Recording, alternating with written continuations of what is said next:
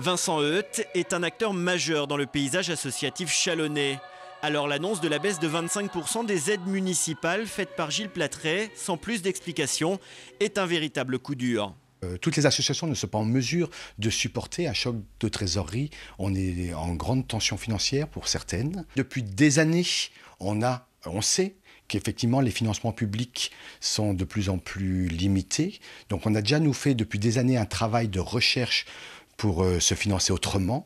Mais d'un seul coup, c'est une décision qui est unilatérale et dont on n'a pas du tout été prévenu, en tous les cas de cette ampleur-là. Donc ça nous met dans une situation très très compliquée. Les 800 associations chalonnaises touchent chaque année 2 millions d'euros de subventions. Gilles Platret veut les diminuer de 500 000 euros. C'est un peu moins de 10% des économies que veut réaliser l'actuelle majorité pour boucler le budget.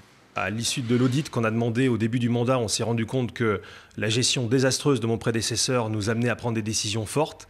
Vous savez aussi que l'État a décidé d'une manière assez abrupte de baisser les dotations qu'il alloue à l'ensemble des communes de France.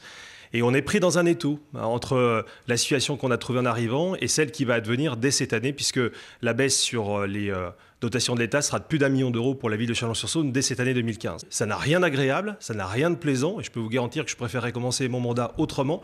Mais si on veut demain être en capacité de continuer à aider les associations et à faire tourner l'ensemble des services publics, ce qui est la priorité évidemment absolue de toute collectivité, il faut que nous prenions des mesures dès maintenant. Mais pour l'opposition, cette décision n'est que le fruit d'un choix politique non assumé. Je pense que c'est assez anormal d'avoir une déclaration sans aucune concertation préalable, qui ne tient pas compte de la distinction des associations. Certaines ont des salariés, certaines ont une activité qui est quasiment une activité de service public. Et puis surtout, c'est à un moment où les associations, la plupart du temps, ont déjà voté leur budget, c'est-à-dire qu'on va les mettre dans des situations extrêmement compliquées. Que M. Platret assume ses choix politiques, mais ne les justifie pas par une situation financière qui n'est pas expliquée au travers des dépenses qu'il engage par ailleurs. Chalon dans la rue, non géré par une association, est aussi au cœur des réflexions. Les aides financières devraient là aussi diminuer, mais la tenue du festival n'est pas remise en cause.